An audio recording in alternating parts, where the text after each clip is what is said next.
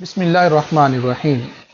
اللہم صلی علی سیدنا و مولانا محمد وعلی آل سیدنا و مولانا محمد وبارک وسلم۔ میرے راہ ہدایت کے ناظرین و سامعین، ہم بخاری شریف کی حدیث سے مبارکہ نمبر 8 اس کے حوالے سے گفتگو کر رہے ہیں۔ اس کا جو چوتھا رکن ہے اسلام کا، دین کا، تو حج ہے۔ حج کی پچھلی نشست میں ہم نے صاحب استطاعت کے حوالے سے گفتگو کی۔ تو جو شخص حج کا ارادہ رکھتا ہے وہ صاحب استطاعت پر پورا اترتا ہے، تو اس کو حکم ہے کہ پھر اب سفر شروع کرے۔ بابا جی سرکار سے سوال کیا کہ حضور اب ارشاد فرمائیں کہ حج کیا ہے۔ بابا جی سرکار نے ارشاد فرمایا کہ بیٹا ابھی تیاری ہے، سفر کرنا ہے، اس کے حوالے سے پوچھنا چاہیے، حج تو ابھی بعد میں ہے۔ عرض کی بابا جی حضور پھر ارشاد فرما دیں کہ حج کی تیاری کیا ہے۔ آپ نے ارشاد فرمایا بیٹا آپ بتاؤ۔ بابا جی سرکار کا یہ انداز ہے کہ جب بھی کوئی آ کے آپ سے سوال کرتا ہے کہ مجھے اس کا جواب چاہیے، تو بابا جی حضور پہلے اسے ہی ارشاد فرماتے ہیں کہ بیٹا آپ بتاؤ۔ بابا جی سرکار سے یہ عرض کی کہ حضور ایسا کیوں؟ وہ بندہ تو آپ کے پاس جواب کے لیے حاضر ہوتا ہے کہ مجھے میرے سوال کا جواب ملے، اور آپ جو ہے وہ اسی سے ہی پوچھتے ہیں کہ اس کے بارے میں تم بتاؤ۔ تو بابا جی سرکار مسکرائے، فرمایا بیٹا یہ بھی آپ کی تربیت کا حصہ ہے، کیونکہ کوئی بھی جو سوال کر رہا ہے نا وہ بے وجہ سوال نہیں کر رہا۔ آج جدید دور میں جس عہد میں ہم جی رہے ہیں تو سوال لا علمی کی بنیاد پر نہیں ہو رہا۔ یہ نہیں ہے کہ اس کو اس چیز کی خبر نہیں ہے، وہ آپ سے لے آ کے خبر لے رہا ہے۔ وہ اس کے حقائق جانتا ہوتا ہے، اس کی جو ہے وہ اونچ نیچ جانتا ہے، بس وہ آپ کا پوائنٹ آف ویو لینا چاہ رہا ہوتا ہے۔ تو جب وہ اس کے بارے میں کوئی بات کرے گا تو جو اس کی سوچ ہے، جو اس کا مافی ضمیر ہے، یا جو وہ ذہن لے کے آئے، وہ آپ کے سامنے کھل جائے گا۔ پھر اگر آپ اس کو اس کی سوچ کے مطابق، اس کی آگاہی کے مطابق گائیڈ کر دیں گے، جواب دے دیں گے، تو اس کو تسلیم کر لے گا۔ اگر اس کے سوچ اور نظریے کے خلاف جواب آئے گا تو وہ رد کر جائے گا۔ تو اس لیے پہلے اس سے سننا چاہیے کہ تیرا یہ سوال کرنے کا مقصد کیا ہے۔ بابا جی سرکار نے فرمایا بیٹا یہ بھی بات یاد رکھنا کہ جو سوال ہوتا ہے اور اچھا سوال ہوتا ہے، جواب اس کے اندر موجود ہوتا ہے، الگ نہیں ہوتا، لیکن چونکہ اس طرف توجہ نہیں جاتی جس وجہ سے پھر اسے پوچھا جاتا ہے۔ تو پھر بابا جی سرکار سے میں نے عرض کی حضور پھر بتائیں کہ تیاری کیا ہے۔ آپ نے فرمایا آپ بتاؤ نا، آپ کی نظر میں تیاری کیا ہے۔ تو میں نے عرض کی کہ حضور جب ویزا لگ جاتا ہے تو پھر ظاہری بات ہے بندہ اپنی ضروریات زندگی کی چند چیزیں خریدتا ہے تاکہ وہ اپنے ساتھ لے کے جائے، اور اس میں سے پھر احرام ہے۔ تو بابا جی سرکار نے فرمایا بتاؤ پھر احرام کیا ہے۔ تو میں عرض کی بابا جی حضور بڑی سمپل سی بات ہے کہ یہ 2 سفید چادریں ہیں کہ جو انسان خریدتا ہے اور پھر میقات سے پہلے اس کو اپنے جسم پہ اوڑھتا ہے، باندھتا ہے، پھر جو ہے وہ میقات میں داخل ہوتا ہے اور پھر حرم شریف میں داخل ہوتا ہے۔ وہی سرکار نے فرمایا بیٹا قرآن تو بہترین زاد راہ تقویٰ کو کہہ رہا ہے کہ تقویٰ بہترین زاد راہ، تو پھر یہ اشیاء اور یہ چیزیں یہ مادیت میں کیوں جا رہا ہے؟ تو خیر بابا جی سرکار نے فرمایا کہ ابھی یہ بات کرنے کی نہیں ہے، پہلے یہ سوچ کہ کس کی بارگاہ میں جا رہا ہے اور کس ارادے سے جا رہا ہے۔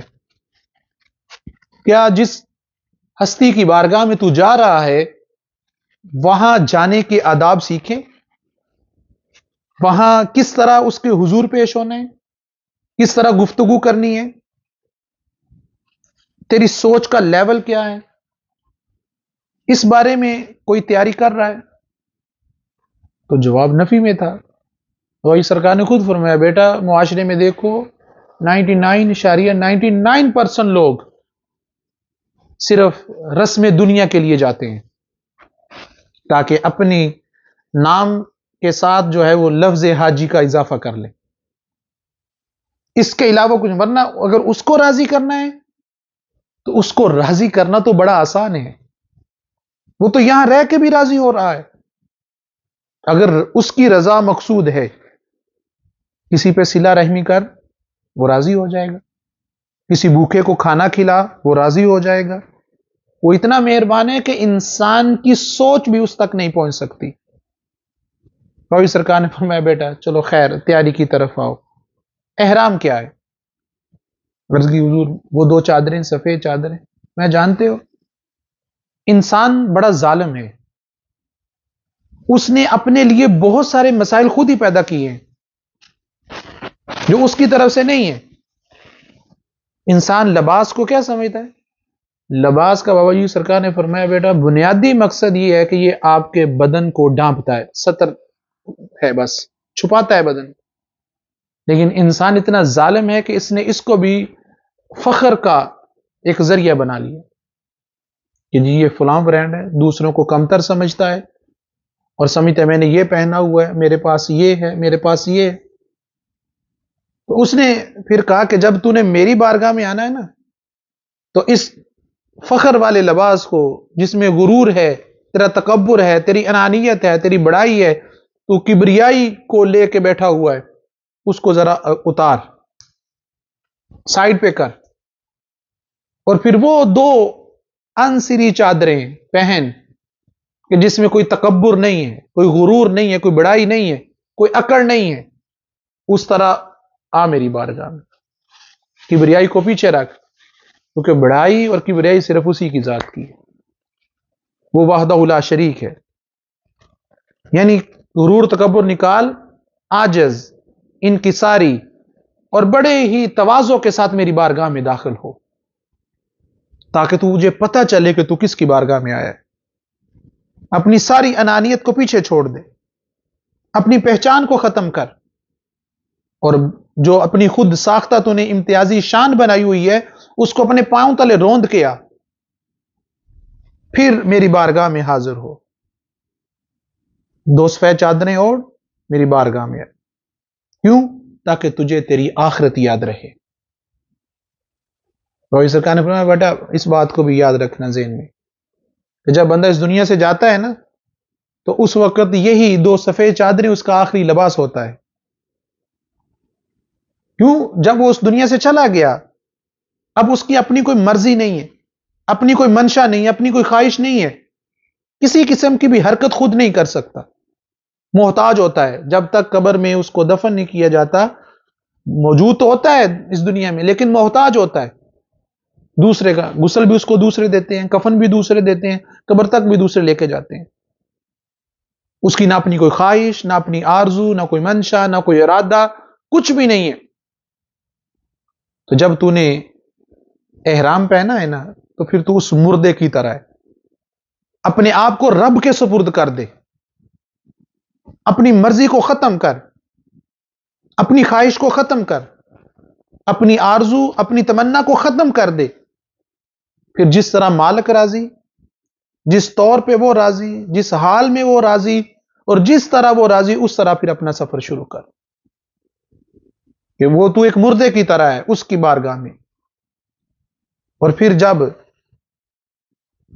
اس وحدہ لا شریک کے ساتھ اس طرح تو جائے گا نا تو پھر تجھے ملاقات بھی دے گا۔ ہم تو اس وحدہ لا شریک کے ساتھ بھی مکر کر رہے ہیں،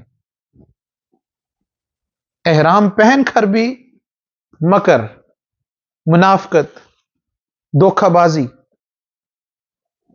جب تو ہی اپنا نام ان مکاروں کی فہرست میں لکھوا رہا ہے تو پھر وہ ملاقات تجھے کیسے دے؟ وہی سرکار نے فرمایا اسی لیے تو کہا گیا ہے موتو قبل ان تموتو، کہ مرنے سے پہلے مر جا۔ مرنے سے پہلے مرنے کا یہ مطلب ہے کہ اپنی خواہشات ختم کر، آرزویں ختم کر۔ جب تو نے احرام پہن لیا تو تیری ساری اکڑ ختم ہو گئی، اور پھر وہی سرکار نے فرمایا پھر وہ ملاقات کے لیے تیار ہوتا ہے. ورنہ جس طرح قرآن میں وہ کہتا ہے کہ بہت سارے نمازیوں کی نمازیں وہ ان کے منہ پہ مار دیتا ہے جن میں مکاری عیاری ہوتی ہے، تو پھر حج اس حاجی کے منہ پہ مارنا اس کے لیے کوئی مشکل ہے؟ تو اسے تو کوئی پوچھنے والا نہیں ہے، کوئی اس کو حکم دینے والا نہیں ہے کہ تو نے ایسا کیوں کیا یا ایسا کرو. اصل وہی سرکار نے فرمایا بیٹا لمحہ فکریہ ہے، ہم چیزوں کی اصل روح سے بے خبر ہیں. جس طرح حضرت اقبال نے کہا نا، رہ گئی رسم اذاں روح بلالی نہ رہی، کہ آج ہم جس دور میں جی رہے ہیں ہماری عبادات روح سے خالی ہیں. میرے راہ ہدایت کے ناظرین و سامعین، آپ کے لیے ایک سوال چھوڑے جا رہا ہوں. کس پہلو سے بھی ذرا سوچئے گا کہ ہم کیا کر رہے ہیں. ہم نے احرام کیوں پہنا؟ کیا دکھاوے کے لیے، یا اپنے نام کے ساتھ حاجی لکھوانے کے لیے؟ اس لیے تو نہیں پہن رہے. اگرچہ احرام پہن کر اس کی پابندیاں اپنے اوپر نافذ کر رہے ہیں، تو پھر ہمیں اگلا سفر شروع کرنا چاہیے، ورنہ احرام نہیں پہننا چاہیے، واپس پلٹ آنا چاہیے. پہلے اپنی اصلاح کرو، پھر اس کی بارگاہ میں جاؤ تو وہ ملاقات دے گا. والسلام علیکم ورحمۃ اللہ وبرکاتہ.